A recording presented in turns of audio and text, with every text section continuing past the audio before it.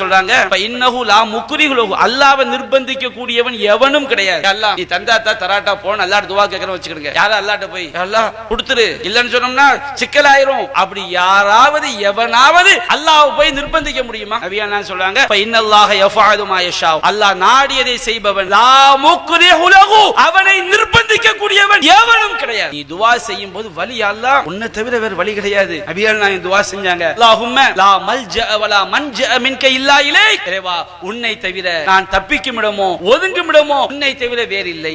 அஸ்லம்து நஃப்ஸி இலைக். என்னுடைய நஃப்ஸை உன்னிடம் ஒப்படைத்து விட்டேன். வஜ்ஜஹது வஜ்ஹி இலைக். என்னுடைய முகத்தை உன்னிடம் ஒப்படைத்து விட்டேன். வஃபவ்வல்து அம்ரி இலைக். என்னுடைய எல்லா காரியங்களும் உன்னிடம் ஒப்படைத்து விட்டேன். வஅல்ஜஹது லஹ்ரி இலைக். என்னுடைய முதுகை உன்னிடம் நான் ஒப்படைத்து விட்டேன். அல்லாஹ் உன்னை தவிர எதுவுமே கிடையாது. நீதான் பாதுகாவலன். உன்னை தவிர சரணடையக்கூடிய இடம் எதுவும் இல்லை. துஆ என்பது அப்படி கேட்க வேண்டிய வணக்கம். அல்லாஹ் சொல்றான் உதுஉ ரப்பக்கும் தலர்ருஅ வ குஃபியா. உங்கள் இறைவனை பணிவாக பிரார்த்தியுங்கள், ரகசியமாக பிரார்த்தியுங்கள். அஸ்ஸலாமு அலைக்கும் வரஹ்மத்துல்லாஹி வ பரகாத்துஹு.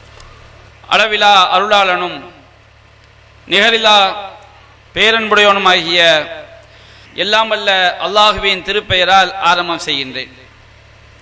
அந்த வல்லநாயனின் வற்றா பெருங்கருணை அல்லாஹுவின் இறுதி தூதரும் நம் உயிரினும் மேலான நபிகள் நாயகம் ஸல்லல்லாஹு அலைஹி வஸல்லம் அவர்களின் மீதும் அன்னாரின் வழிமுறையை நெறிதவறாமல் பின்பற்றிய உத்தம சத்திய சஹாபாக்கள் மீதும் அனைத்து முஸ்லிம்கள் மீதும் நாம் அனைவரின் மீதும் என்றென்றும் நின்று நிலவட்டுமாக.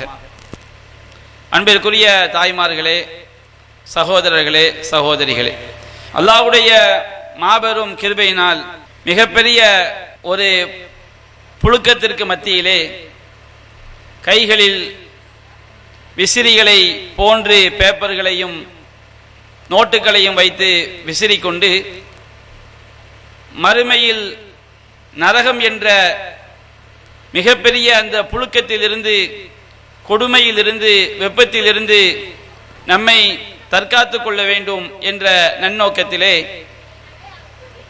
இங்கே இந்த நிகழ்ச்சி ஏற்பாடு செய்யப்பட்டிருக்கிறது. அன்பிற்குரிய சகோதரர்களே, இந்த நிகழ்ச்சியிலே மறுமையை மறந்த மனிதர்களின் நிலை என்ற தலைப்பு எனக்கு தரப்பட்டிருக்கிறது. இந்த தலைப்பு சாதாரணமான ஒன்றல்ல. அதே நேரத்தில் குறிப்பிட்ட நேரத்திலே மறுமையை மறந்த மனிதனின் எல்லா நிலைகளையும் நாம் எடுத்துரைத்து விடவும் முடியாது. என்றாலும் ஒரு பானை சோற்றுக்கு ஒரு சோறு பதம் என்பது போல் ஃபதக்கிர் நபியே உபதேசம் செய்வீராக. ஃபஇன்ன ذிக்ரா தன்ஃபஉல் முஃமினீன்.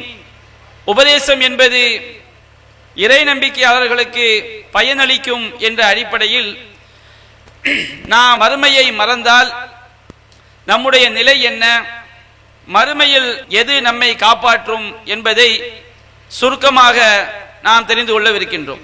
அன்பிற்குரிய சகோதரர்களே, அல்லாஹ் ரப்புல் ஆலமீன் திருமறை குர்ஆனில் கூறுகின்றான் குல்லு நஃப்ஸின் தாயிகத்துல் மௌத். எந்த ஒரு உயிரினமாக இருந்தாலும் ஆத்மாவாக இருந்தாலும் அது மரணத்தை சுவைத்தே ஆக வேண்டும் என்று அல்லாஹ் குறிப்பிடுகின்றான். இன்றைக்கு நம்மில் இந்த நிகழ்ச்சியிலே அமர்ந்திருக்கக்கூடியவர்களில் பல்வேறு வயதுடையவர்கள் நாம் இருப்போம்.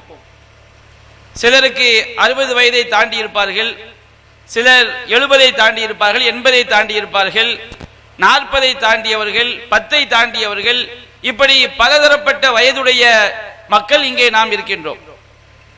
ஒரு 70 வயதை கடந்தவரிடம் போய்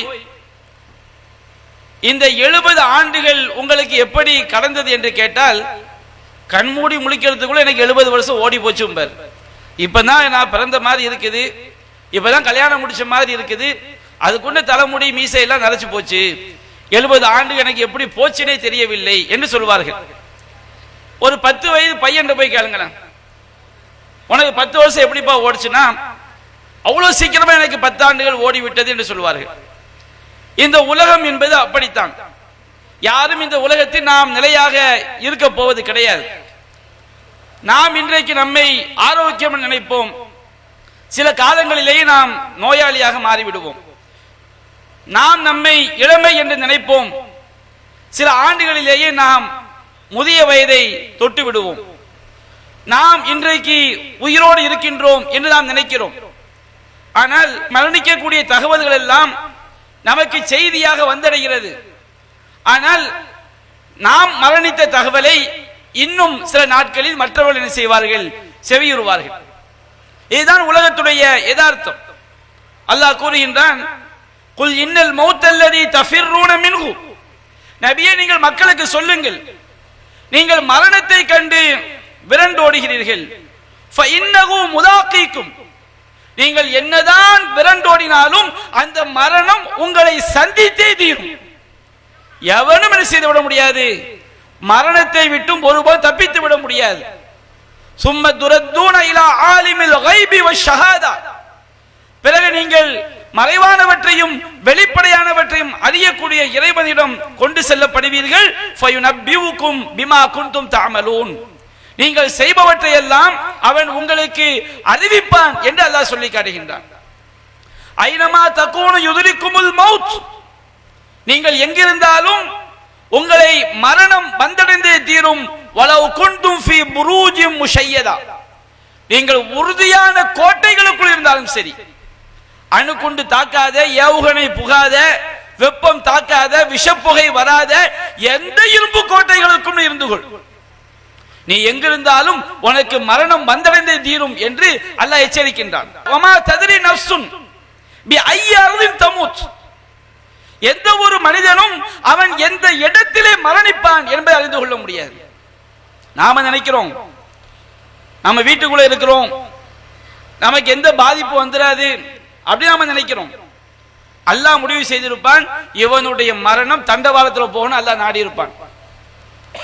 நாம என்னதான் வீட்டுக்குள்ள இருந்தாலும், எல்லா வசதிகளும் வீட்டுக்குள் இருந்தாலும், தண்டவாளத்திலே நம்முடைய உயிர் போக வேண்டும் என்று அல்லாஹ் நாடிவிட்டால் அதற்கான காரணங்களை அல்லாஹ் ஏற்படுத்துவான்.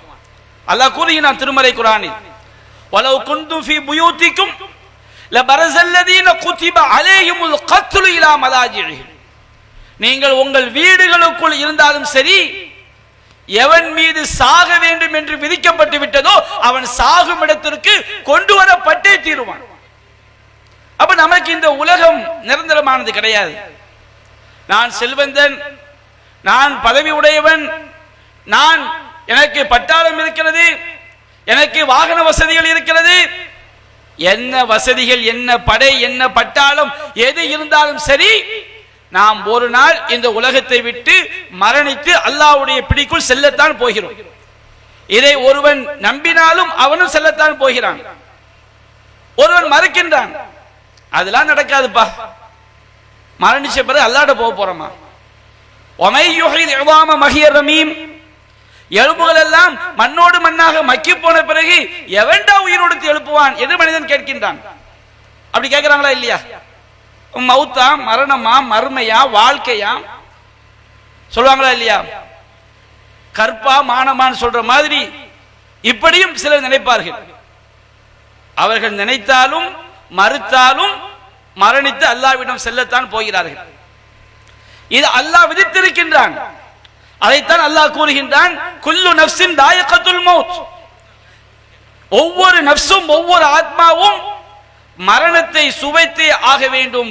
இன்னமா துவஃபௌன உஜூரக்கும் யௌமல் கியாமா. உங்களுடைய செயல்களுக்கு முழுமையாக கூலி வழங்கப்படுவதெல்லாம் மறுமை நாளில்தான். ஃபமன் ஸுஹ்ஸிய அனின் நாரி வ உத்கிலல் ஜன்னத ஃபகத் ஃபாஸ். யார் நரகத்தை விட்டும் தூரமாக்கப்பட்டு சொர்க்கத்தில் நுழைவிக்கப்படுகிறாரோ அவர் வெற்றி பெற்று விட்டார். வமல் ஹயாத்துத் துன்யா இல்லா மதாஉல் குரூர். இந்த உலக வாழ்க்கை ஏமாற்றக்கூடிய அற்ப சுகத்தை தவிர வேறில்லை. யாராக இருந்தாலும் இந்த உலகத்தில் மரணம் அடைந்துதான் தீர வேண்டும். அல்லாஹ்வின் தூதராக முஹம்மது ஸல்லல்லாஹு அலைஹி வஸல்லம் அவர்களும் மரணித்து விட்டார்கள், அபூஜஹலும் மரணித்து விட்டான். அல்லாஹ் சொல்றான் அல்லவா, நபியே இன்னக மையித்துன் வ இன்னஹும் மையித்துன்.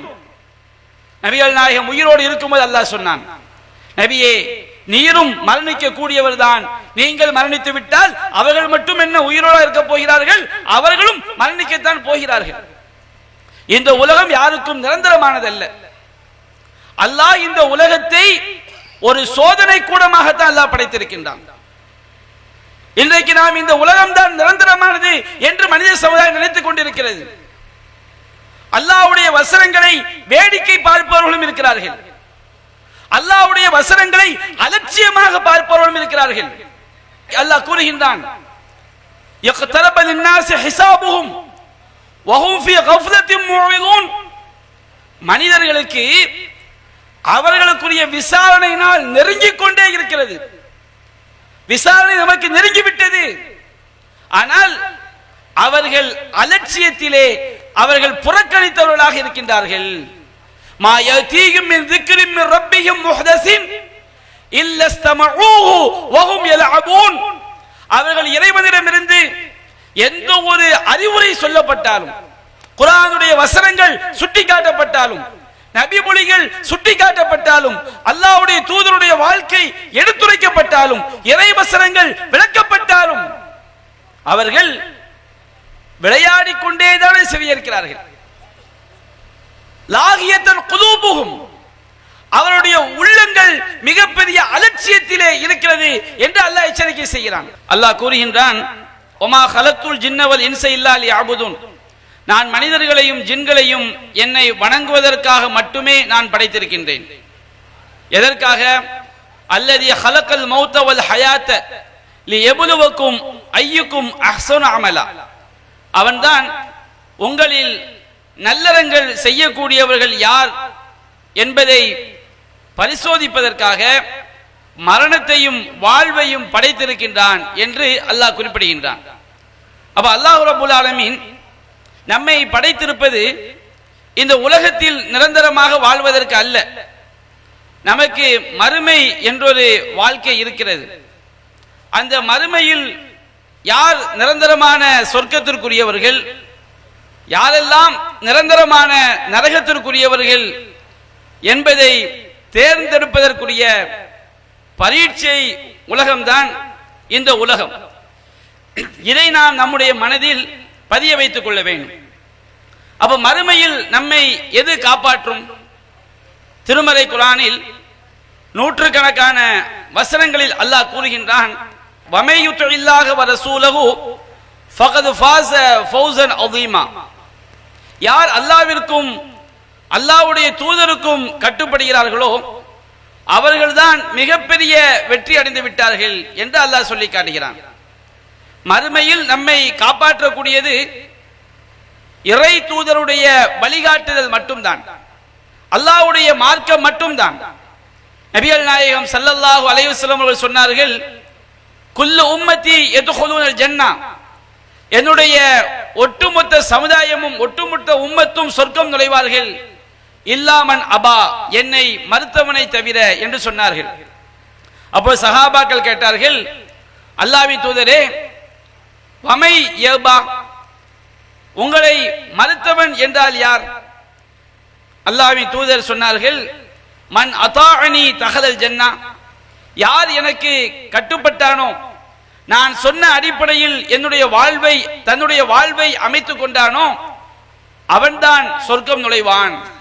வமன் அசானி ஃபகத் அபா, எனக்கு மாறு செய்தவன் அவன்தான் என்னை மறுத்தவன் என்று நபிகள் நாயகம் ஸல்லல்லாஹு அலைஹி வஸல்லம் சொல்லி காட்டினார்கள்.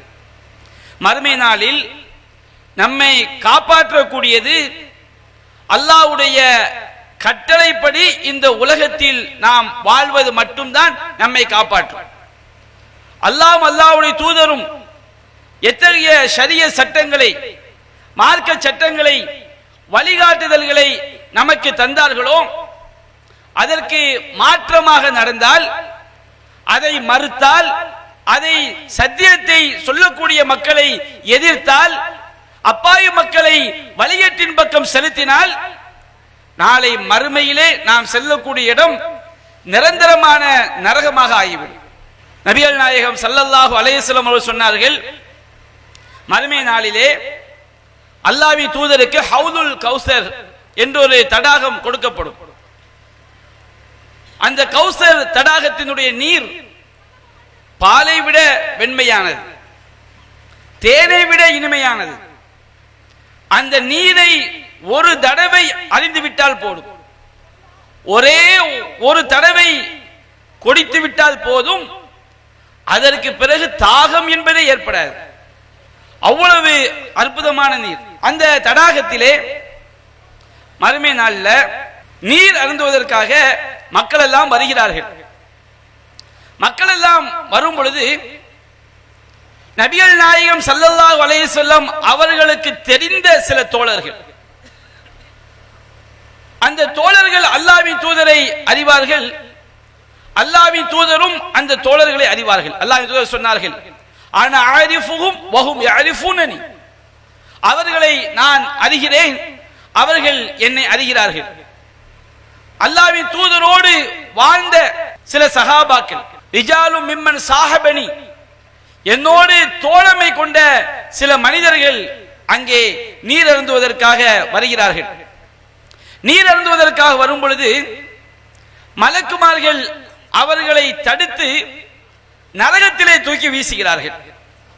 அப்பொழுது நபிகள் நாயகம் ஸல்லல்லாஹு அலைஹி வஸல்லம் அவர்கள் சொல்வார்கள், யா ஸஹாபி, யா ஸஹாபி, அவர்கள் என்னுடைய தோழர்கள், என்னுடைய தோழர்களே, என்னுடைய தோழர்களே என்று அல்லாஹ்வின் தூதர் கதறுகிறார்கள். கதறுவது அல்லாஹ்வுடைய தூதர், அல்லாஹ்வுடைய கலீல். இறைவன் தன்னுடைய பிரத்யோக நேசத்தை, பிரத்யோக அன்பை அந்த தூதருக்கு முஹம்மது ஸல்லல்லாஹு அலைஹி வஸல்லம் அவர்களுக்கு அல்லாஹ் கொடுத்திருக்கின்றான். சொர்க்கத்துடைய தலைவர் அங்கே கதறுகின்றார். மறுமை நாளில் எல்லா நபிமார்களுக்கும் தலைவர் அங்கே கதறுகின்றார்.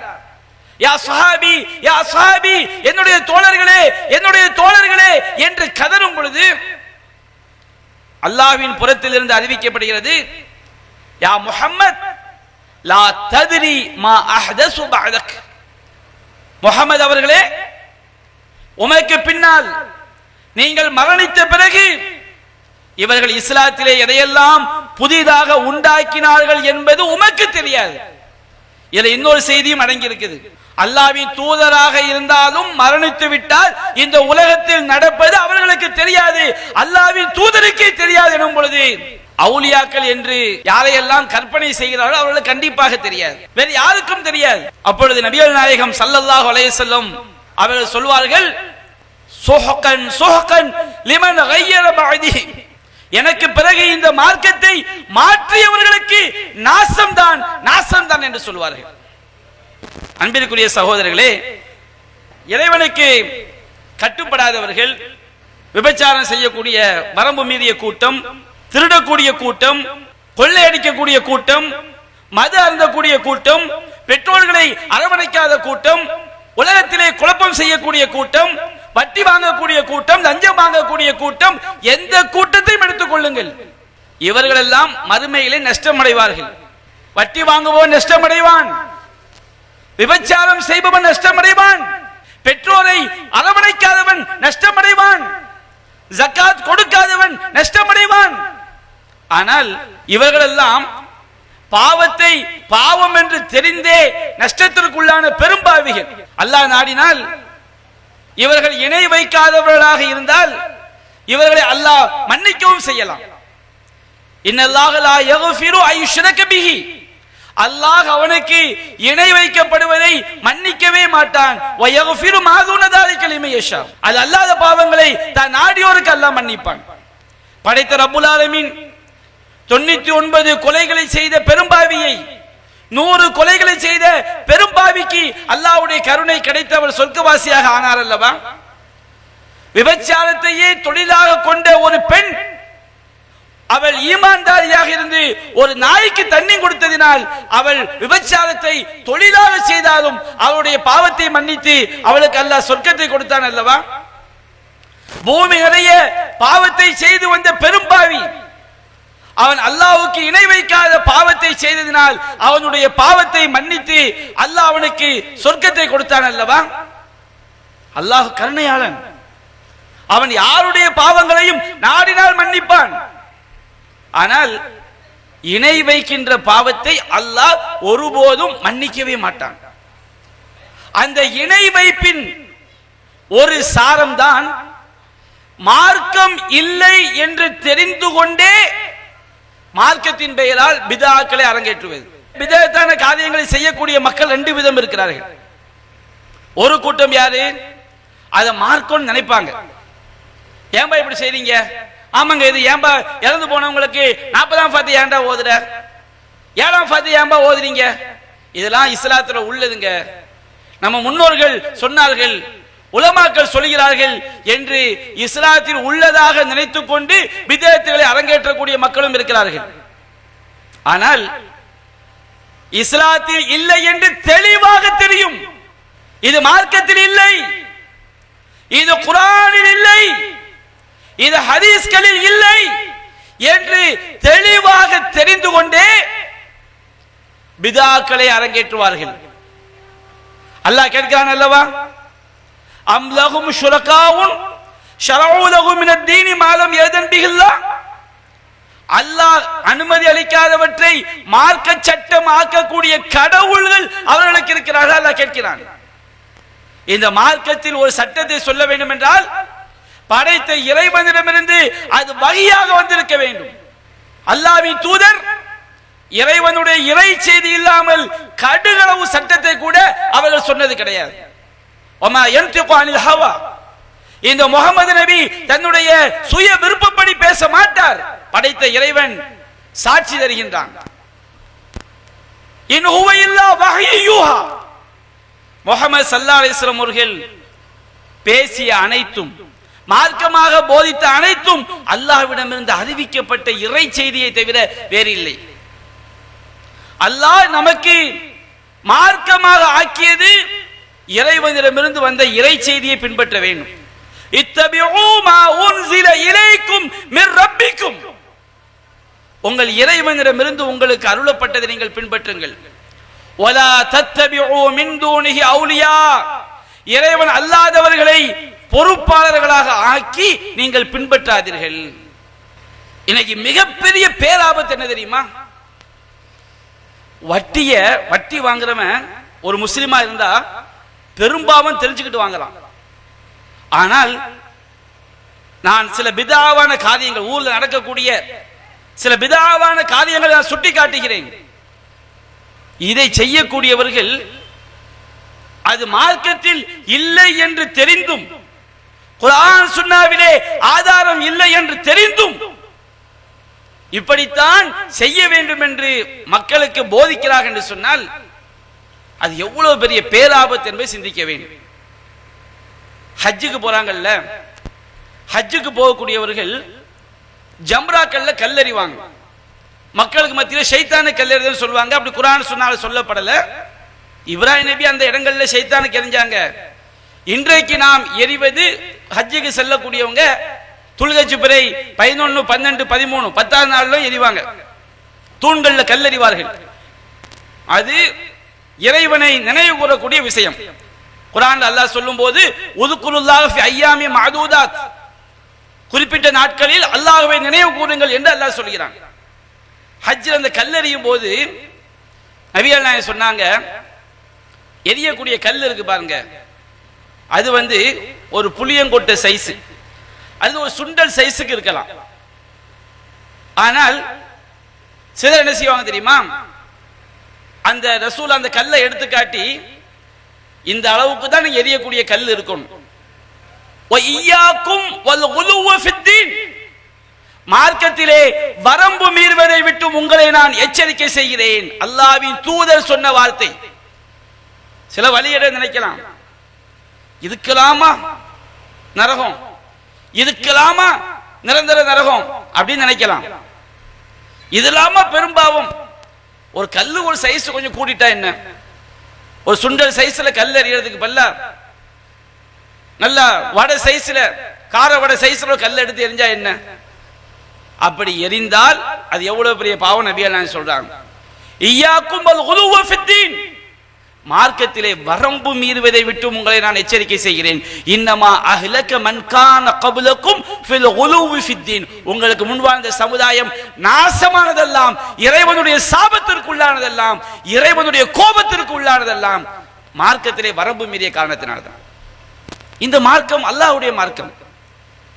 இது நம்முடைய மனோ இச்சைப்படி குர்ஆன் சொன்ன ஆதாரம் இல்லாமல் எதையும் சொல்வதற்கு யாருக்கும் அதிகாரம் கிடையாது. அல்லாஹ் ரப்புல் ஆலமீன் நபிகள் நாயகம் ஸல்லல்லாஹு அலைஹி வஸல்லம் ஒரு சஹாபிக்கு துஆவை சொல்லி கொடுக்குறாங்க. நபி வழியை பின்பற்றுவது, சரியாக பின்பற்றுவது எவ்வளவு முக்கியத்துவம் என்பதற்காக சொல்லிவிட்டு நான் வருகிறேன். ஒரு சஹாபிக்கு துஆ சொல்லி கொடுக்குறாங்க, தூங்கும் போது ஓதுற துஆ. அந்த துஆ நபியா நான் சொல்றாங்க, ஆமன்து பி நபியிக்கல்லதி அர்சல்த, இறைவா நீ அனுப்பி வைத்த நபியை நம்பிக்கை கொள்கிறேன் அப்படின்னு துஆ நபிகள் நாயகம் சொல்லி கொடுத்த வாசகம். அந்த சஹாபி சொன்னாரு, ஆமன்து பி ரசூலிக்கல்லதி அர்சல்த. பெரிய வித்தியாசம் ஒன்றும் கிடையாது. நபிகள் நாயகம் சொன்னார்கள், நான் எப்படி சொல்லி தந்தேனோ அப்படி சொல்லுங்க. நபிகள் நாயகம் எப்படி சொல்றதோ அப்படி சொல்லுங்க. ஒது செய்யும் போது முகத்தை 3 முறை கழுவ வேண்டும் என்றால் 3 முறை தான் கழுவ வேண்டும். ஒரு தடவை கழுவலாம், 2 தடவை கழுவலாம், 3 தடவை கழுவலாம்.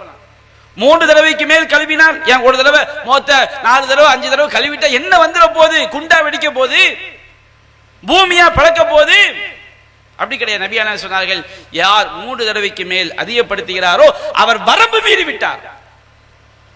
அல்லாஹ்வின் தூதர் அதிகபட்சம் 3 தடவை சொன்னா 3 தடவை தான். அதை மீறக்கூடிய அதிகாரம் எவனுக்கும் கிடையாது. மார்க்கத்தில் அல்லாஹ்வின் தூதர் சொல்லாத விஷயங்களை உண்டாக்கக்கூடிய அதிகாரம் யாருக்கும் கிடையாது. நபிகள் நாயகம் ஸல்லல்லாஹு அலைஹி வஸல்லம் அவர்கள் சில விஷயங்களை தடுக்கிறாங்க. சில விஷயங்களை தடுத்தவுடனே சிலர் என்ன செய்றாங்க, அதை விளைவிக்கிறாங்க. உதாரணத்துக்கு எடுத்துக்கிறீங்களேன், பயணத்தில் செல்லும் போது ரொம்ப சிரமமா இருக்குன்னு வச்சுக்கிடுங்க, நோன்பு வைக்க கூடாது.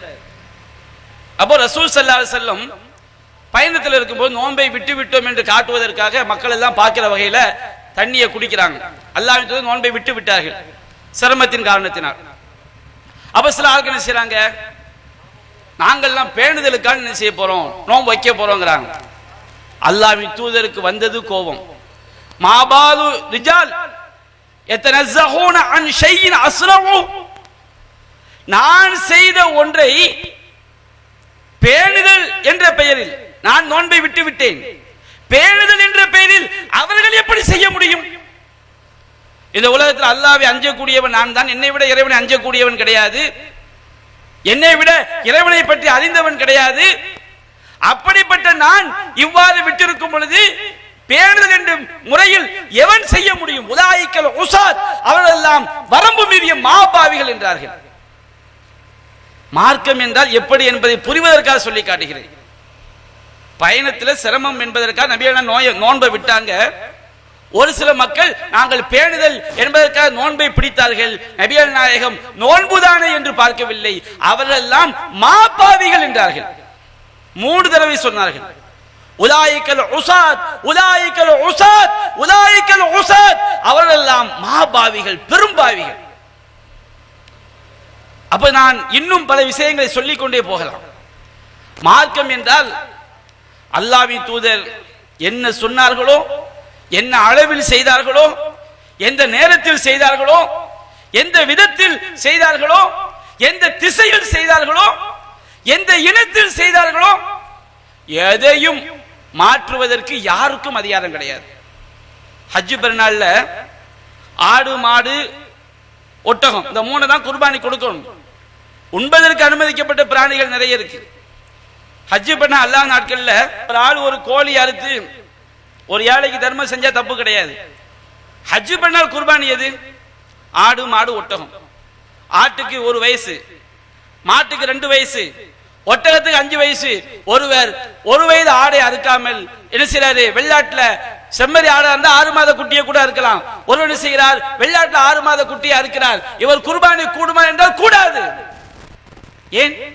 நபிகள் நாயகம் ஆட்டிற்கு 1 வயது என்று சொன்னால் 1 வயது தான். மாட்டிற்கு 2 வயது என்று சொன்னால் நீ 1 வயது மாட்டை அறுத்தால் அது குர்பானி கிடையாது. ஒட்டகத்திற்கு 5 வயது என்று சொன்னால் நீ 3 வயது ஒட்டகத்தை அறுத்தால் அது குர்பானி கிடையாது. சொல்லட்டும் பார்க்கலாம். இல்லை, ஒட்டகத்துக்கு 3 வயசு ஒட்டகத்தை ரசூல் 5 நிர்ணயிச்சாங்களா, 3 வயசு ஒட்டகத்தை கொடுக்கலான்னு யாராவது சொல்ல முடியுமா?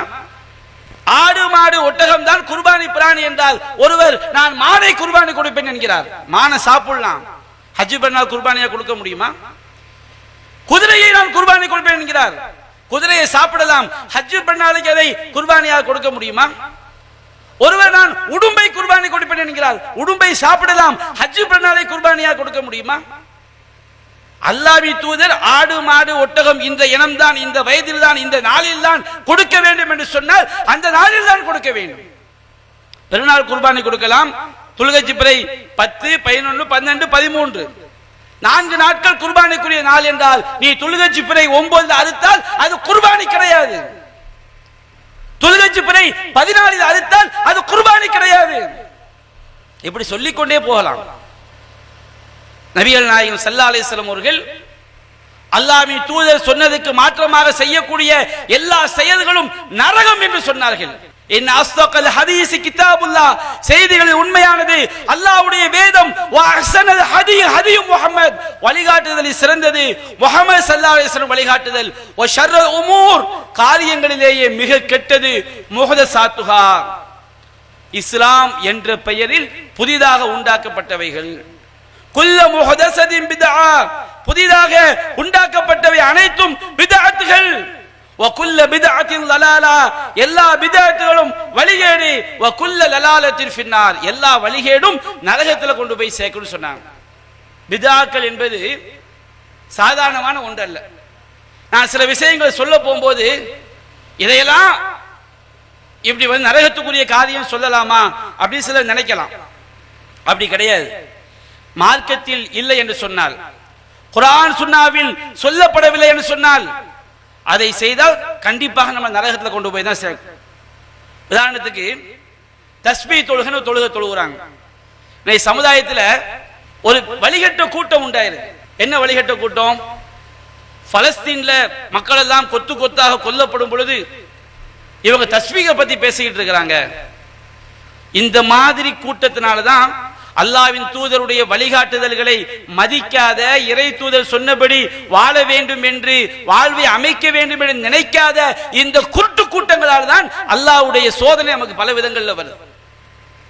எல்லா நேரமா இருந்தாலும் எல்லா விஷயத்திலும் ஒரு சமுதாயம் பாதிக்கப்பட்டால் பாதிக்கப்பட்டவர்களுக்கு அல்லாஹ்வின் தூதர் சொன்னபடி போராட வேண்டும், நம் சக்திக்கு முடிந்தபடி உதவி செய்ய வேண்டும். பலஸ்தீன்ல பாதிக்கப்படுறாங்கிறதுக்காண்டி லுகர் தொழுகையை தொழாம இருந்தல்லாமா? பிதாக்கள் எவன் செஞ்சாலும் கண்டுகொள்ளலாமா? ஐயோ, வக்ஃப் வாரிய சட்டம் கொண்டு வந்து விட்டார்கள். சட்டம் வரட்டும், அதுக்கு நம்ம எதிர்த்து குரல் கொடுப்போம். எல்லா திருத்த சட்டம் பேரா முஸ்லிம் சொத்துக்கள் அபகரிக்க போறாங்க. சரி, நீங்கள் ஏன் இதை பற்றி எல்லாம் பேசுகிறீர்கள்? எல்லா விஷயத்திலும் அல்லாஹ்வின் தூதரை பின்பற்ற வேண்டும், அவன்தான் முஸ்லிம். அப்படி பின்பற்ற முடியாது.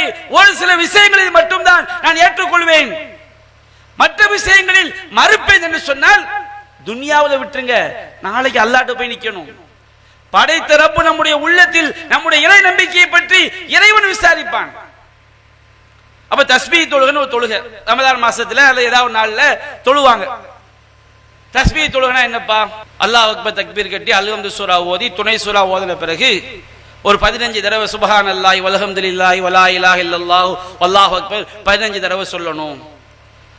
ருக்குவுக்கு போன பிறகு ஒரு 10 தடவை சொல்லணும். ருக்குவுல இருந்து எழுந்த பிறகு ஒரு 10 தடவை சொல்லணும்.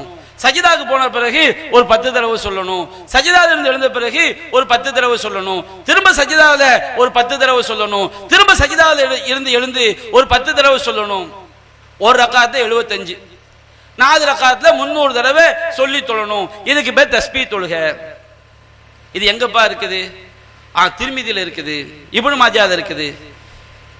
ஒரு செய்தி அல்லாஹ் கூறுகின்றான், யா அய்யுஹல்லதீன ஆமனூ இன் ஜாஅக்கும் ஃபாஸிகுன் பினபையின் ஃபதபையனூ, இறை நம்பிக்கையாளர்களே, தீயவன் ஒரு செய்தியை கொண்டு வந்தால் தெளிவுபடுத்திக் கொள்ளுங்கள். சாதாரணமாக நம்முடைய அன்றாட வாழ்க்கையில ஒரு தகவலை ஒரு ஆள் கொண்டு வர்றார், அவர் நல்லவரா, அந்த செய்தி உண்மையானதா என்பதை தெளிவுபடுத்திக் கொள்ளுங்கள். நம்ம பாட்டுக்கு எவன் சொன்னாலும் அந்த செய்தி ஏத்துக்கிட்டு அன் துஸீபு கௌமன் பிஜஹாலா, ஒரு பேச்சை நம்பி அதை உண்மை நம்பி உண்மையை தெளிவுபடுத்தாம ஒரு கூட்டத்தாருக்கு நாம் பாதிப்பு ஏற்படுத்தி விட்டால் ஃபதுஸ்பிஹு அலா மா ஃபஅல்தும் நாதிமின், உண்மை தெரிந்த பிறகு நீங்கள் செய்த ஒன்றுக்கான செய்யப்படுவீர்கள், நீங்கள் வருந்தக்கூடியவராக ஆகிவிடுவீர்கள். சாதாரணமாக அலி ரலியல்லாஹு அன்ஹு கூட சொல்லுவாங்க, ஒருத்தன் ஒரு கண்ணில் ரத்தம் வடிகிற மாதிரி வந்து உங்கள்கிட்ட முறையிடறான், ஐயோ என் கண்ணை குத்திட்டான்னு சொல்லி, உடனே நம்பிராத. இவன் யார் மீது புகார் சொல்றான் அவனை அழைச்சிட்டு வா. ஒருவேளை இவன் அவனுடைய 2 கண்களையும் இவன் குத்தி இருக்கலாம். விசாரணை பண்ணாம எது தீர்மானிக்க முடியாதுல்ல. அப்போ எந்த ஒரு செய்தியா இருந்தாலும் உண்மை தன்மையை ஆராய வேண்டும். நபிகள் நாயகம் சொன்னார்கள், மன் கதப அலைய முத்தஅம்மிதன் ஃபலிதபவ்வ மக்அதஹு மினன் நார். என் மீது யார் வேண்டுமென்றே பொய் சொல்கிறானோ அவன் தன்னுடைய இருப்பிடத்தை நரகமாக்கி கொள்ளட்டும். நபிகள் நாயகம் தொடர்பாக என்ன எழுதி வைக்கப்பட்டாலும் அறிவிப்பாளர் தொடர் சரியாக இருக்கிறதா, எல்லா அறிவிப்பாளர்களும் உறுதியானவர்களா, இந்த செய்தியை இவர் அவருக்கு மேல் உள்ளவரிடம் கேட்டாரா, அவர் அதற்கு மேல் உள்ளவரிடம் கேட்டாரா, அவர் நபி தோழரிடம் கேட்டாரா, நபி தோழர் நபியிடம் கேட்டாரா என்றெல்லாம் பார்க்க வேண்டும். இந்த செய்தியை பார்த்தா இதுல இடம்பெற்றிருக்கக்கூடிய அறிவிப்பாளர்கள் இட்டு கட்டக்கூடியவர்கள். இதை தௌஹீத் ஜமாத் மட்டும் சொன்னா கூட எங்க ஊர்ல கேலி பண்ணுவாங்க. இவங்க அறிவிப்பாளரை லைவ் ஆக்குவாங்க, மறுநாளைக்கு பூஸ்ட கொடுத்து என்ன செஞ்சிருவாங்க, அவரை ரொம்ப திரகாத்திரம் ஆக்கிடுவாங்க.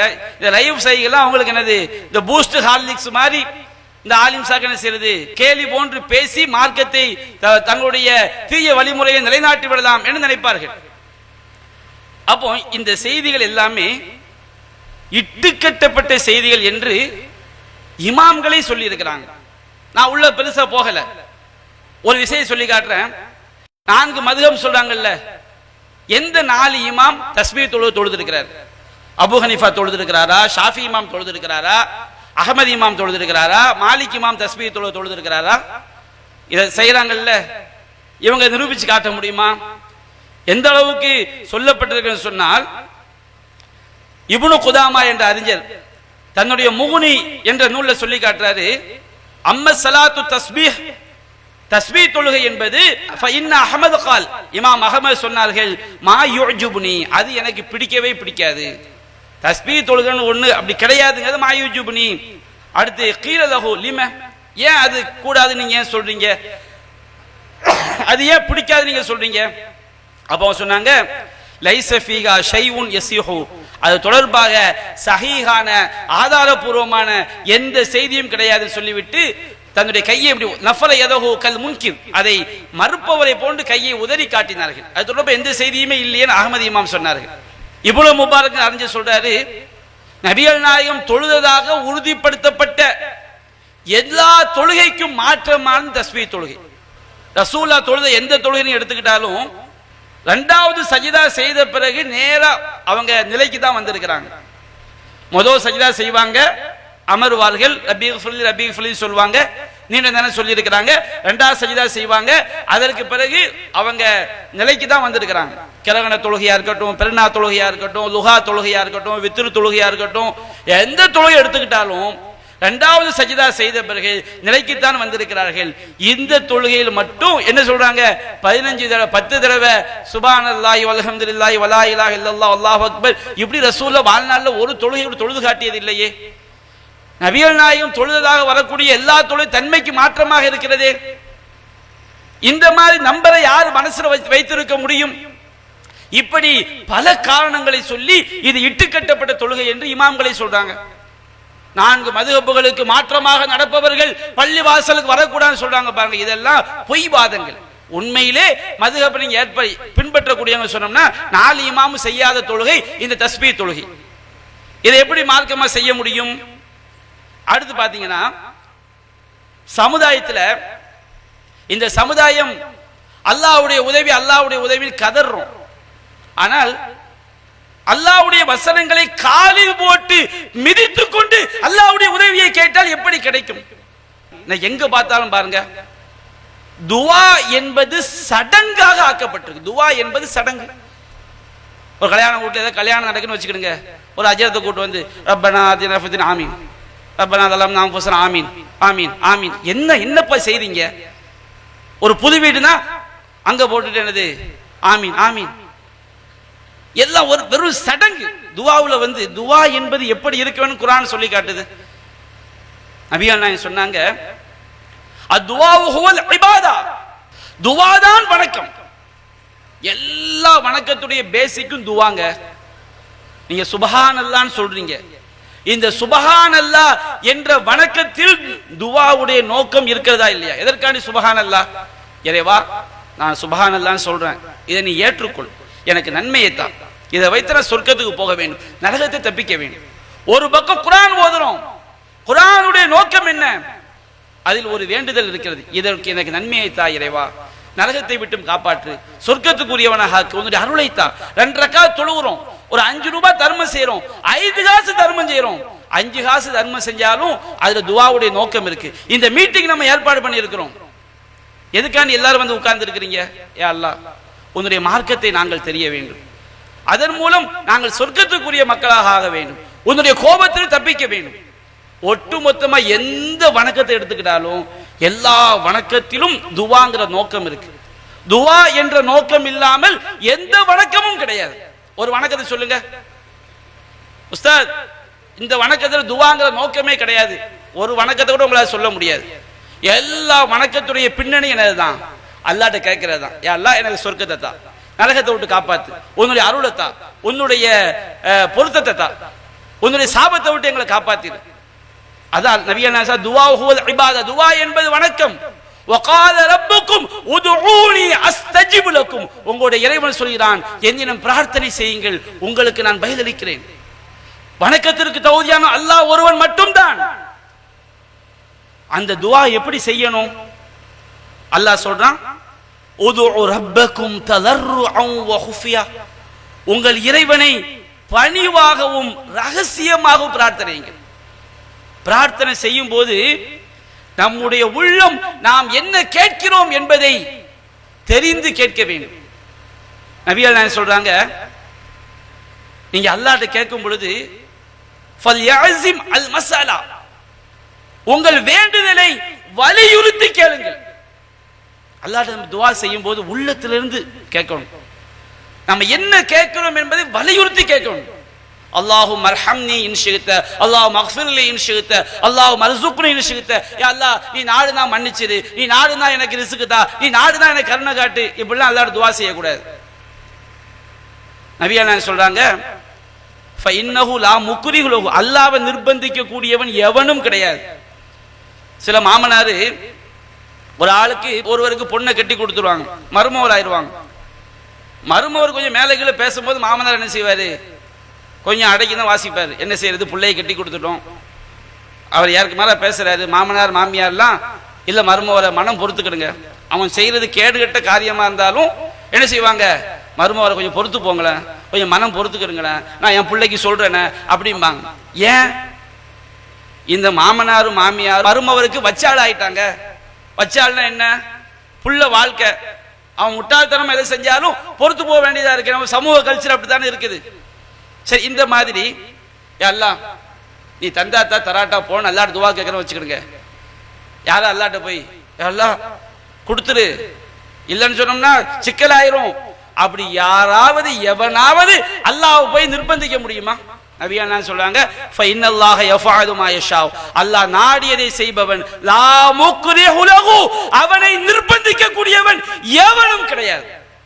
நீ துஆ செய்யும் போது வலி, யா அல்லாஹ், உன்னை தவிர வேறு வழி கிடையாது. நபியா நான் துஆ செஞ்சாங்க, அல்லாஹும்ம லா மல்ஜஅ வலா மன்ஜஅ மின்க இல்லா இலைக், இறைவா, உன்னை தவிர நான் தப்பிக்கும் இடமோ ஒதுங்கும் இடமோ உன்னை தவிர வேறில்லை. அஸ்லம்து நஃப்ஸி இலைக், என்னுடைய நஃப்ஸை உன்னிடம் ஒப்படைத்து விட்டேன். வஜ்ஜஹது வஜ்ஹி இலைக், என்னுடைய முகத்தை உன்னிடம் ஒப்படைத்து விட்டேன். வஃபவ்வல்து அம்ரி இலைக், என்னுடைய எல்லா காரியங்களும் உன்னிடம் ஒப்படைத்து விட்டேன். வஅல்ஜஹது லஹ்ரி இலைக், என்னுடைய முதுகை உன்னிடம் நான் ஒப்படைத்து விட்டேன். எல்லாம் உன்னை தவிர எங்க எதுவுமே கிடையாது, நீ தான் பாதுகாவதன், உன்னை தவிர சரணடையக்கூடிய இடம் எதுவும் இல்லை. துஆ என்பது அப்படி கேட்க வேண்டிய வணக்கம். அல்லாஹ் சொல்றான், உதுஉ ரப்பக்கும் தலர்ருஅ வ குஃபியா, உங்கள் இறைவனை பணிவாக பிரார்த்தியுங்கள், ரகசியமாக பிரார்த்தியுங்கள். இன்னல்லாஹ லா யுஹிப்புல் முஅ்ததீன், வரம்பு மீறக்கூடிய கூட்டத்தை அல்லாஹ் நேசிக்க மாட்டான். நீங்க செய்யறது வரம்பு மீறலா இல்லையா? ஒவ்வொரு தொழுகைக்கு பிறகும் ரப்பனா ஆத்தினா ஃபித் துன்யா ஹஸனா சொல், ஒரு ஆள் சொல்லட்டும், அவர் என்ன கேட்டாரு, நீங்க என்ன எதுக்கு ஆமீன் சொன்னீங்க? ஆமீன்னா இறைவா ஏற்றுக்கொள்வாயாக, எதுக்கு சொன்னீங்க? உள்ளத்துல இருந்து துஆ வந்துச்சா? படைத்த இறைவன் கேட்க வேண்டிய பணிவாக இருந்ததா? அரசியல்வாதிகளுக்குரிய சடங்காக ஆக்கி வச்சிருக்கிறீர்கள். கூத்தாடி விஜயை கூட்டு வந்து ஒரு ஆள் ஓதுறாரு, இறைவா விஜய்க்கு வெற்றியை கொடுப்பாயாக. இதான நீங்க துஆவை எதுக்கு ஆக்கி? அரசியலுக்கு துஆ. ஒரு கொடி, முஸ்லீம் லீக் கொடி ஏத்துனா துஆ. சடங்கு வீட்டுக்கு துவா. என்ன துவா? மார்க்கத்தில் சொன்ன துவாவே நீங்கள் செய்கிறீர்கள்? அல்லாஹ் ரசூல் கற்றுத்தந்த முறைப்படி செய்கிறீர்களா? மார்க்கத்தில் கூட்டாக சேர்ந்து அனைவரும் தனித்தனியாக கேட்கக்கூடிய துவா இருக்குங்க. மலை தொழுகை எல்லாரும் கூட்டா சேர்ந்துருவாங்க, தனித்தனியா அல்லாஹ்ட்ட கேட்போம். ஒரு ஆள் அடக்கம் செஞ்ச பிறகு எல்லாரும் சேர்ந்து தனித்தனியா அல்லாஹ்ட்ட கேட்போம், சேர்ந்து கேட்போம், அவரவர் கேட்போம். ரசூல் அப்படிதான் சொல்லி தந்தாங்க. ஒருவர் துவா ஓத எல்லோரும் அதை பின்பற்றுங்கள் என்று எங்கே இருக்கிறது? இத கேட்டா துவா ஓதுனா தப்பா? நபிகள் நாயகம் செய்யாத விதத்தில் எந்த காரியத்தை செஞ்சாலும் அது வழிகேடுதான். இன்றைக்கு தமிழகத்தில் இந்த பித்ஆ, அல்லாஹ் வெறுக்கக்கூடிய இந்த அனாச்சாரம் எங்கு பார்த்தாலும் மேலோங்கி இருக்கிறதா இல்லையா? தௌஹீத்வாதி சொல்லக்கூடிய சிலர் அதெல்லாம் ஒரு பெரிய விஷயமா நான் சபையில போய் உட்கார்ந்துட்டு வர்றேன். நம்முடைய பார்வையில சாதாரண விஷயமா நினைக்கிறோம். சரி, நபிகள் நாயகம் இன்னைக்கு பாருங்க, அவுலியாக்களை போய் ஜியாரத் பண்ணிட்டு வரணுமா? பள்ளிவாசல் இமாம்கள் பிரச்சாரம் பண்றாங்க. மார்க்கத்தில் அப்படி ஒன்னே கிடையாதுங்க. அவுலியாக்களை போய் ஜியாரத் பண்ணனா, அப்துல் காதர் உயிரோட ஜியாரத்னா மீட் பண்றது. அப்துல் காதர் உயிரோடு இருந்தா அப்துல் காதரை மீட் பண்ண முடியும். அப்துல்லா உயிரோடு இருந்தா அப்துல்லா மீட் பண்ண முடியும். ரசூல்லா எந்த ஹதீஸ்லாவது இறந்து போனவங்க பேரை சொல்லி அவங்கள போய் மீட் பண்ணுங்க சொல்லி இருக்கிறாங்களா? ஆதாரபூர்வமான ஒரே ஒரு ஹதீஸ் இருக்குதா? ஜூருல் குபூர், கபூர்களை ஜியாரத் செய்யுங்கள். கபூர்னா என்னங்க? மரணித்தவங்க அடக்கப்பட்ட இடம். ஹாஜா நாஹித்தி மொய்னுத்தின் போய் நான் ஜியாரத் பண்ண போறேன், அவர் அங்க இருக்கவா செய்றாரு? ரசூலுல்லாஹ் எந்த தனிப்பட்ட நபருடைய கபரையும் சொல்லி இவரை ஜியாரத் செய்யுங்கள் என்று வாழ்நாள்ல ஒரு வார்த்தை சொன்னதாக சஹீஹான ஒரு ஆதாரத்தை காட்ட முடியுமா? ரசூலுல்லாஹ் பொதுவா சொன்னாங்க ஜூருல் குபூர், கபூர்களை ஜியாரத் செய்யுங்கள். எதற்காக? கபூர்ல உள்ளால் நம்மளை பார்க்கிறாரு, நம்ம பேசுறதை கேட்கிறாரு, நம்ம கேட்டா தருவாரு, அதுக்காண்டியா? அப்படி நினைச்சா அது பயங்கரமான ஷிர்க்குங்க. இன்னல்லதீன ததுஊன மின் தூனில்லாஹ் மா யம்லிகூன மின் குத்மீர், அல்லாஹ்வை என்று நீங்கள் யாரை அழைக்கிறீர்களோ அவர்கள் அணு அளவு கூட அதிகாரம் பெற மாட்டார்கள், கடுகளவு கூட அதிகாரம் பெற மாட்டார்கள். அல்லாஹ் மாதிரி பார்க்க முடியுமா? நான் கேட்கிறேன், இந்த சபையில ஒரு 500 பேர் 600 பேர் இருக்கிறேன்னு வச்சுக்கிடுங்க. அல்லாஹ் நம்ம எல்லாம் ஹயாத்தா தானே இருக்கிறோம். அல்லாஹ் கேட்கிற மாதிரி உங்களால் கேட்க முடியுமா? நான் என்னுடைய இறைவனிடம் என்னுடைய அருகில் உள்ளவர்களுக்கு கூட கேட்காத சவுண்ட்ல நான் அல்லாஹ்ட்ட பிரார்த்திக்கிறேன். கியாமத் வரைக்கும் நீங்கள் என்னை பார்த்து கொண்டிருந்தாலும் நான் என்னுடைய இறைவனிடம் என்ன கேட்கிறேன் என்பதை கண்டுபிடிக்க முடியுமா? ஹயாத்தா தானே இருக்கிறீங்க. ஹயாத்தாக இருந்தாலும் செத்தாலும் இறைவனை போன்று எவனாலும் கேட்க முடியாது. நான் மனசு மாதிரி ஒரு 10 ரூபா தாங்கன்னு கேட்டா நீங்க தருவீங்க. வீட்டுல அத்தா வாப்பா வீட்டுல இருக்காரு, எனக்கு 10 ரூபா தேவை, பாப்பா ஒரு 10 ரூபா கொடுங்கன்னு கேட்டா அவர் கேட்பாரா? உயிரோட தானே இருக்காரு, வீட்டிலான இருக்கிறாரு. தொடர்பில்லாமல் செவியேற்கக்கூடிய ரப்பு மட்டும்தான். அல்லாஹ்வை தவிர எவனும் தொடர்பில்லாமல் எவனும் செவியேற்க முடியாது துஆவை. இன்னல்லதீன ததுஊன மின் தூனில்லாஹ் மா யம்லிகூன மின் குத்மீர், அல்லாஹ்வை என்று நீங்கள் பிரார்த்தனை செய்யக்கூடிய யாராக இருந்தாலும் கடுகளவு கூட அவர்கள் சக்தி பெற மாட்டார்கள். இன்றைக்கு ஆலிம்கள் மதிக்கிறோம். உண்மையிலேயே இந்த ஆலிம்கள் எவ்வளவு, சில ஆலிம்கள் எவ்வளவு பெரிய வழிகாட்டுகள் தெரியுமா? நபிகள் நாயகம் சொன்னாங்க, இதா சஅல்த ஃபஸ்அலில்லா, நீ எதை கேட்டாலும் அல்லாஹ்விடம் கேள். வ இதஸ்தஅன்த ஃபஸ்தஇன் பில்லாஹ், நீ உதவி தேடினால் அல்லாஹ்விடம் உதவி தேடு நபிகள் நாயகம் சொன்னாங்க. அப்படின்னா என்ன அர்த்தங்க? சில நேரங்கள்ல நம்ம கையில லட்சம் ரூபாய் இருக்கும், ஒரு சொட்டு தண்ணி கிடைக்காது. லட்சம் ரூபாய் எவ்வளவு தண்ணி வாங்க முடியும்? சில சூழல்களில் ஒரு சொட்டு தண்ணி தேவைக்கு லட்சம் ரூபாய் இருந்தால் அந்த பணத்தை வச்சு ஒன்றும் செய்ய முடியாது. சில நேரங்களில் ஒரு பேனா தேவைப்படுங்க, 2 ரூபாய் பேனா தேவைப்படும். பேனா இல்லாம ஒன்றும் செய்ய முடியாது, எங்க போனாலும் பேனா கிடைக்காது. அப்போ ஒரு ஆள் பேனா வச்சிருந்தா பேனா கொடுங்கன்னு கேட்டுடலாம், மனுஷன் மாதிரி கேட்டுடலாம். 2 ரூபாய் பேனா தேவை, தர்றதுக்கு யாருமே இல்லை, வேற வழி இல்லாம திகைச்சு போய் நிற்கும் போது துவா செஞ்சு கேட்டா யார்கிட்ட கேட்கணும்? அல்லாஹ்ட்ட தானே கேட்கணும். அற்பமானது துவா செஞ்சு கேட்டா கூட அல்லாஹ்ட்ட கேளு. எந்த துவாவையும் அல்லாஹ்ட்ட கேளு. ஃபைதா சஅல்த ஃபஸ்அல், எதை கேட்டாலும் அல்லாஹ்ட்ட கேளுனா துவாவின் மூலமாக எதை கேட்டாலும் அல்லாஹ்விடம் கேளு.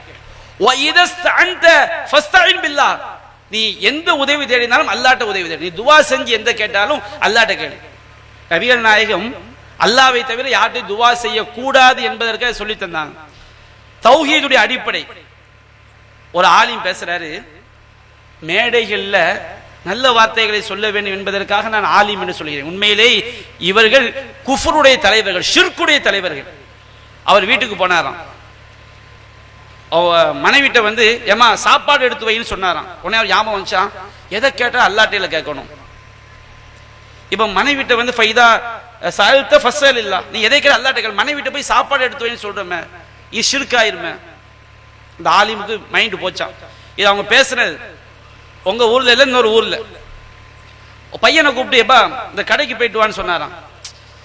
என்ன உதவி கேட்ட அல்லாட்ட உதவி கேட்க, பையன் உதவி கேட்கிறமே. அப்பொழுதுதான் அந்த ஆலிம் பெருந்தகைக்கு தெரிந்ததாம், எல்லா படைப்பிடங்களையும் அல்லாஹ்வாக பார்க்க வேண்டுமா. எவ்வளவு பெரிய முஷ்ரிக் கூட்டம் பாத்தீங்களா. மனைவியை அல்லாஹ்வை பார்க்கணுமா. மனைவி என்ன செய்யணுமா, ஏமா சாப்பாடு எடுத்து வைனா அல்லாஹ் தான் மனைவியின் உருவத்தில் சாப்பாடு கொண்டு வைக்கிறான் நம்பணுமா. பெத்த பிள்ளைய கடைக்கு அனுப்புனா நீ வந்து என்ன செய், பிள்ளைய அல்லாஹ்வை பார்க்கணுமா. மனைவி கணவன் கேட்டா மனைவி கணவன் அல்லாஹ்வை பார்க்கணுமா. எவ்வளவு பெரிய முஷ்ரிக் கூட்டம் பாத்தீங்களா. இதுக்கு பேர் தான் வஹ்தத்துல் வஜூத். ஒரு கூட்டம் தூணிலும் இருக்கிறான் துரும்பிலும் இருக்கிறான், இன்னொரு கூட்டம் தூணாகவும் இருக்கிறான் துரும்பாகவும் இருக்கிறான். தூணிலும் இருக்கு. அப்ப இது என்ன, ரெண்டுக்கு என்ன வித்தியாசம்? அவன் சொல்றான் தூணாகவும் இருக்கிறான் துரும்பாகவும் இருக்கிறான். அவன் சொல்றான் பாத்தியா, அந்த முஷ்ரிக் சொல்றான் தூணிலும் இருக்கிறான் துரும்பிலும் இருக்கிறாங்க ஷிர்க். ஏன் தூணில் இருக்கிறான்னு சொன்னா தூண் வேற அல்லாஹ் வேற ஆயிருந்தான். அப்துல் காதர் பாய் சேர்ல இருக்காருன்னா சேர் வேற அப்துல் காதர் வேற ஆயிருதுல. அப்ப தூணிலும் இருக்கிறான் துரும்பிலும் இருக்கிறான் சொன்னோம்னா தூண் வேற அல்லாஹ் வேற, துரும்பு வேற அல்லாஹ் வேற ஆயிருதான். வேற எப்படி சொல்லணும், தூணாகவும் இருப்பான் துரும்பாகவும் இருப்பான். இந்த ஜமாலியுடைய பிரச்சாரம், அந்த ஜமாலியை நம்பி இந்த ஊர்ல பிரச்சாரம் பண்ணக்கூடிய ஆலிம்களுடைய நிலைமை புள்ள இந்த கொள்கை தான். ஜமால் என்ன சொல்றாரு, ஷேக் அப்துல்லா ஜமாலி ஷிர்க்குடைய தலைவர், குஃப்ருடைய தலைவர், மக்களை ஷிர்க் என்ற நரக படுகொலியை நோக்கி அழைக்கக்கூடிய அந்த அவர் என்ன சொல்லுகின்றார், ஒரு ஃபேன் சுத்துனா அல்லாத ஃபேனா மாதிரி காத்தறான். எவ்வளவு பெரிய ஷிர்க். படைப்பினம் எப்படி படைப்பாளனாக ஆக முடியும்? அல்லாஹ்வுடைய எல்லாமே படைத்தவன் வேறு, படைப்பினங்கள் வேறு. அல்ஹம்துலில்லாஹி ரப்பில் ஆலமீன், அகில உலகங்களையும் படைத்து பரிபாலிக்கக்கூடிய அல்லாஹ்வுக்கே எல்லா புகழும். ரப்புல் ஆலமீன் ஒரு வார்த்தையில முடிஞ்சு போச்சு. அல்லாஹ் என்பவன் ரப்பு, அல்லாஹ்வை தவிர உள்ள எல்லாமே உலகம், எல்லாமே உலகம். நீ அல்லாஹ்வால் படைக்கப்பட்ட படைப்பினத்தை எப்படி ரப்பாக ஆக்க முடியும்? குர்ஆனில் திருமறை குர்ஆன் நபிமார்கள் போதித்த போதனை அதுதானே. அல்லாஹ்வுக்கு இணை வைத்து விடாதீர்கள். லைஸ கமிஸ்லிஹி ஷைஉன், அவனை போன்று எந்த பொருளும் இல்லை. அல்லாஹ் மாதிரி எந்த பொருளும் கிடையாதுங்க. வலம் யகுல் லஹு குஃபுவன் அஹத், அவனுக்கு நிகராக எந்த ஒன்றும் இல்லை. ஃபலா தஜஅலு லில்லாஹி அந்தாதா, அல்லாஹ்வுக்கு இணைகளை ஆக்காதீர்கள். அப்ப அல்லாஹ் தான் ஃபேனா இருக்கிறானா, ஃபேனை அல்லாஹ்க்கு இணையாக்குறீங்கல்ல. ஃபேன் என்பது படைக்கப்பட்டதா, அது படைப்பாளர் தான். எவ்வளவு பெரிய குஃபுர் கூட்டம் இந்த ஷிர்க்கை ஆதரித்து எவ்வளவு வழிகேடாக மக்களிடம் திணிக்கிறார்கள். அன்பிற்குரிய சகோதரர்களே, அப்ப இந்த கூட்டு தூவாங்கிற பேர்ல இந்த ஒன்றை நம்ம மட்டும் சொல்ல முடிச்சிடறேன்.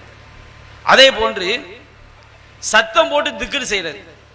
அல்லாஹ் சொல்றான் வذ்குர் ரப்பக ஃபீ நஃப்ஸிக், உமது இறைவனை உனக்குள் நினைவு கூர். தொழுத பிறகு சுப்ஹானல்லாஹ் சொல்றியா ரசூலுல்லாஹ், அவங்க மனசை நினைக்க கூடாது, மனதில் நினைத்து நாவால் சொல்ல வேண்டும். நமக்குள்ள நமக்கு மட்டும் சுப்ஹானல்லாஹ் சுப்ஹானல்லாஹ், உனக்குள் நீ இறைவனை திக்ர் செய். ரசூல் ஸல்லல்லாஹு அலைஹி வஸல்லம் எந்த திக்ர் நமக்கு ஜமாஅத்தா சொல்லி தந்தாங்க சொல்லுங்க? அப்படி ஒரு திக்ரே கிடையாது. இவங்க எல்லாம் ஒட்டுமொத்த லுகர் தொழுகை ஜமாஅத்தா தொழுகை ரசூலுல்லாஹ் சொல்லி தந்தாங்க. லுகர், அஸர், ஃபஜ்ர், இஷா, மக்ரிப், பெருநாள் தொழுகை, ஜும்மா தொழுகை, மலை தொழுகை, கிரகண தொழுகை, ரமதான் மாசத்துல இரவு தொழுகை, இதையெல்லாம் கூட்டா செய்யறோம். நபிகள் சொல்லி தந்தாங்க. எந்த திக்ர் ரசூலுல்லாஹ் மொத்தமா சொன்னாங்க சொல்லுங்க பாப்போம்? அப்படி ஒன்னே கிடையாது.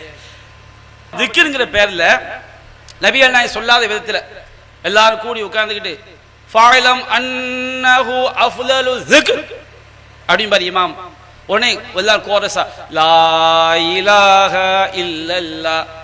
திக்ர ராகம் போட்டு இசைப்பாட்டா மாத்திர வேலையா இது? சரி, நான் கேட்கிறேன், இதை விட கொடுமை என்ன தெரியுமா? இந்த திக்ருகளை கொலை பண்ற கூட்டம்.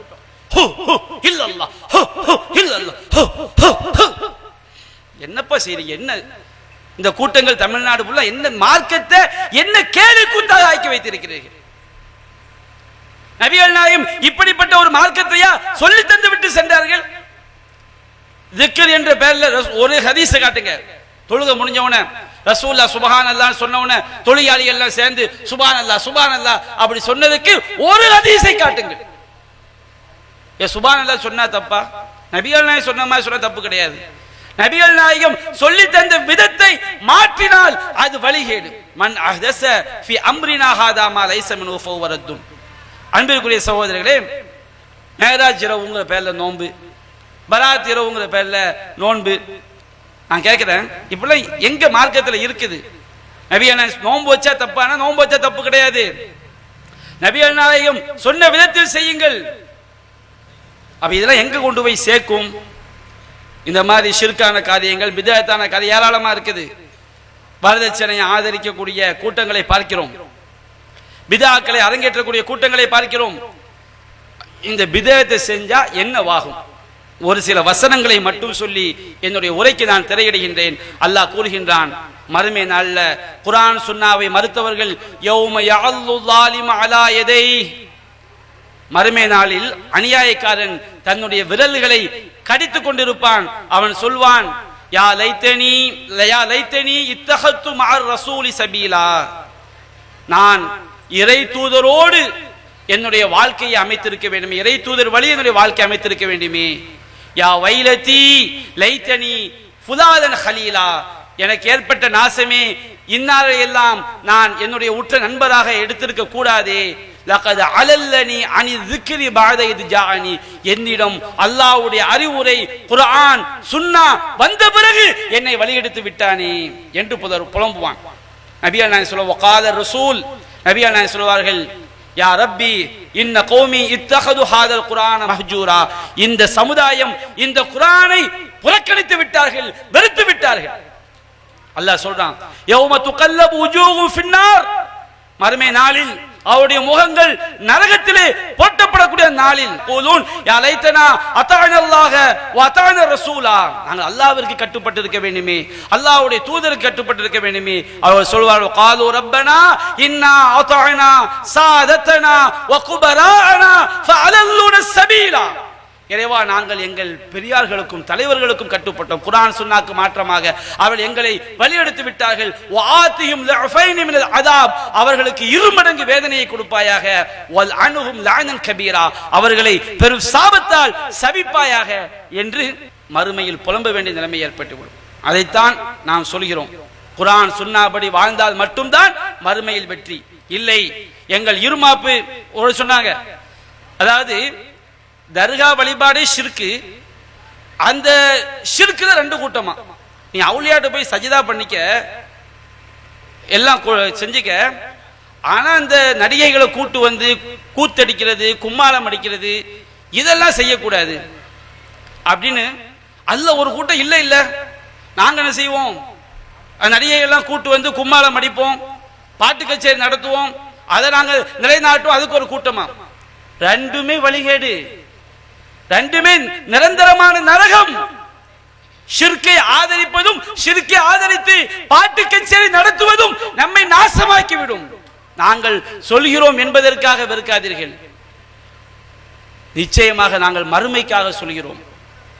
நம்முடைய வாழ்க்கை முடிந்து போய்விடும், படைத்த இறைவனுடைய பிடிக்குள் சென்று விடுவோம், அங்கு யாரும் நம்மை காப்பாற்ற முடியாது. யௌமலா தம்லிகு நஃப்ஸுன் லி நஃப்ஸின் ஷைஆ, அந்த நாளில் எந்த ஒரு நஃப்ஸும் எந்த ஒரு ஆன்மாவும் இன்னொரு ஆன்மாவிற்கு எதையும் சொந்தமாக்கி கொள்ள முடியாது. வல் அம்ரு யௌமைதின் லில்லாஹ், அதிகாரம் அனைத்தும் அல்லாஹ்விற்குரியது. இறைவனுடைய பிடிக்குள் சென்று விட்டால் எந்த கூட்டமும் வராது, எந்த யாரும் நம்முடைய பெற்றோரோ உறவினர்களோ சமுதாயமோ யாரும் அங்கே காப்பாற்ற முடியாது.